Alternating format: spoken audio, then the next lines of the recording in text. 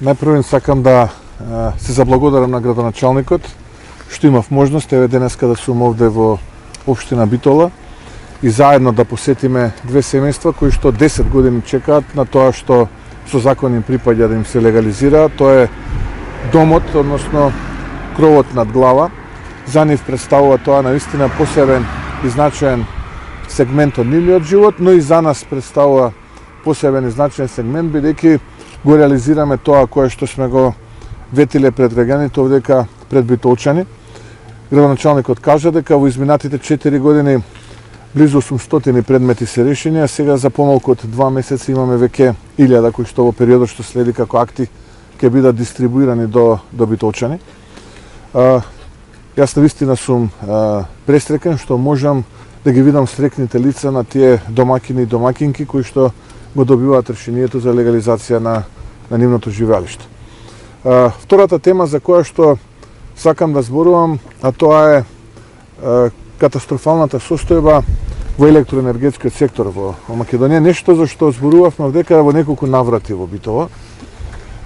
И најавата од менаџментот и раководството не само во РЕК Битола, туку и во поранешно ЕЛЕМ, денешно ЕСМ, дека без никаков критериум, без никаква методологија, предпоставувам тоа ќе биде уште еден партиски реваншизам на Васко Ковачевски и групата околу него, кон политичките неистомисленици според нив, да бркаат луѓе, да ги праќаат на принуден одмор, затоа што тие не успеале добро да го менаџираат комбинатот, односно да постојат основани сомневања дека се злоупотребуваат јавните набавки и на тој начин владее криминал и корупција во самото поранешно ЕЛЕМ, а денешно ЕСМ. Овие основани сомневања во низа наврати ги презентиравме во јавноста. Сакам и сега овде пред РЕК Битола да бидам јасен и концизен и да упатам две пораки.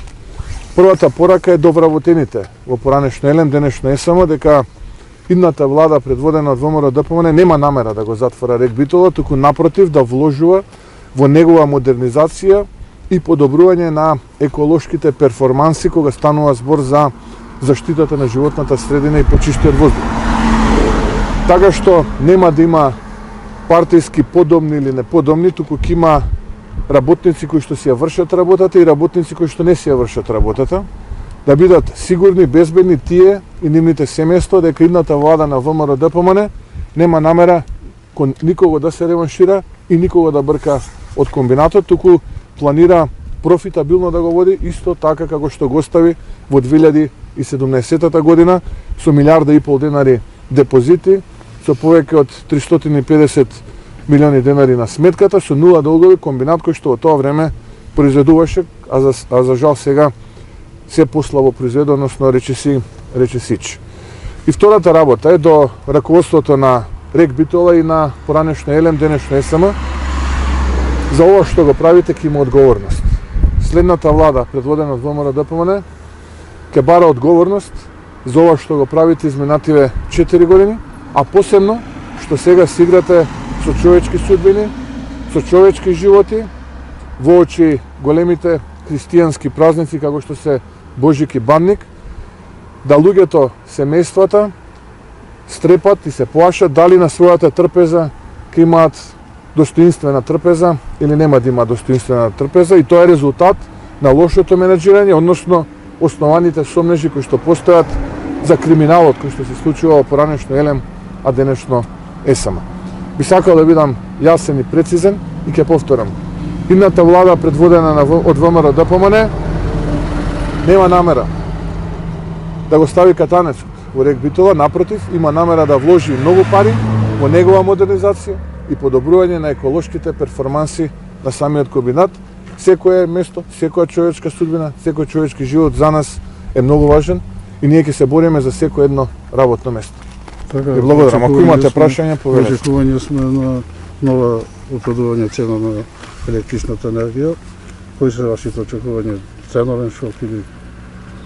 Па хаотична ќе биде состојбата, тоа што слушаме ќе се укинува ефтината тарифа преку ден, таа што ја воведува, ветување за кое што едно од изборните ветувања во 2017 година, која што отприлика 5 до 7% ќе зголеми цената на електричната енергија, дополнителни 10% нели лавираат со информациите и со брифинзите од 9,5 до 10,5, што би значило некаде околу 15% во нето вредност би требало да се покачи електричната енергија според тие јавувања кои што ги слушаме од владата. Потрошија многу пари, ќе настасуваат уште многу пари. Од енергетските компании најавуваат стечај, најавуваат банкрот. Компаниите кои што на слободен пазар набуваат електрична енергија плаќаат 4 пати поскапа, владата нема слух за помош кон нив, така што е една тотална хаотична ситуација. Кога протестиравме популарно кажано за струјата, односно против поскапувањето на струјата во тоа време, тие се исмејува и не навредува, но еве гледаме дека работата не била ниту за исмејување, ниту за навредување, туку денеска удира директно по џебот и по стандардот на граѓаните, и тоа воочи најголемите христијански православни празници, Божик, Бадник и останати.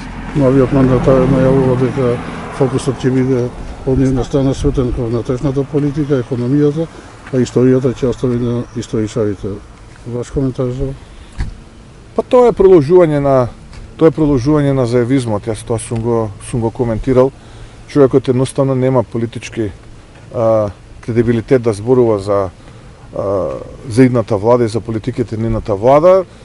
Секоја година, нова година е најава дека ова ќе биде економска година, економски бум, така настапуваше неговиот претходник Заев, така настапува тој, така што е на копи-пасте на политиките на Зоран Заев, не очекувам ништо ново. И уште едно прашање, ако може опозицијата, пред малку имаше пресконференција и овој пат на една слична тема работнички права, но овој пат за јавното предпријатие Водовод, тука е и директорот, низа обвинувања за хаотична состојба таму, за закани притисоци врз вработените. Ваш коментар, дали имате некаква информација за овие обвинувања и ваш коментар?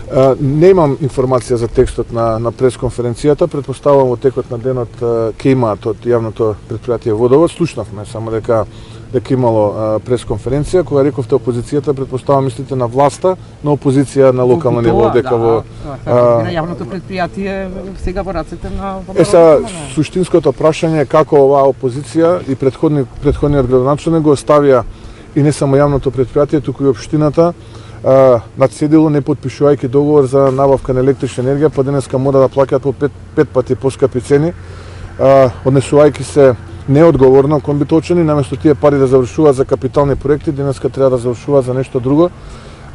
Само поради тоа што однесувањето на администрацијата, не само во јавните предпријатија, туку и во општината, се однесувала, би рекол, авантуристички, се однесувала себично, и знаејќи дека ги напуштаат позициите, ја оставила и општината на јавните предпријатија без подпишени и обезбедени договори за струја, и сега денеска мора тие да плаќаат огромни средства, наместо тие средства да завршуваат во капиталните проекти. Во Пелагонискиот регион најголема се зборува за откупот на Туту. Кој е вашиот коментар на постапката? Па градоначалниците на ВМРО ДПМН од Пелагонискиот регион има и пресконференција и го кажавме нашиот став дека ќе иницираме предлог закон во рамките на парламентот со кој што ќе се забрани увоз на тутун, се додека и последното ливче од тутунот не биде откупено од македонските тутунопроизводители, а истовремено ги повикувам и луѓето од земјоделскиот инспекторат да ги посетат откупните центри и да го видат однесувањето на откупувачите и да поразговараат со луѓето кои што го продаваат тутунот, односно со тутунопроизводителите, бидејќи има индици за големи злоупотреби. Уште едно прашање, Андреј Петров, новиот член на извршниот одбор на Социјалдемократскиот сојуз, изјави дека не е спорно влезот на бугарите во уставот, бугарите да влезат во уставот. Па таа политика продолжување на заевизмот, тоа што туку ги почести нашите источни соседи со уште една одстапка без да имаме при тоа гаранција дека нешто ќе добиеме за воздух.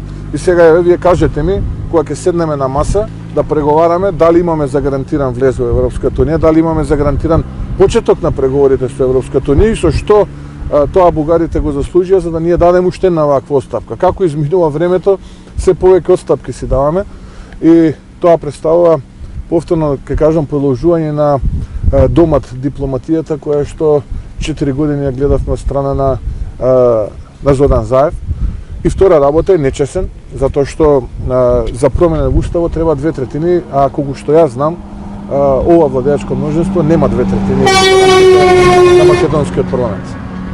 Уште едно само прашање.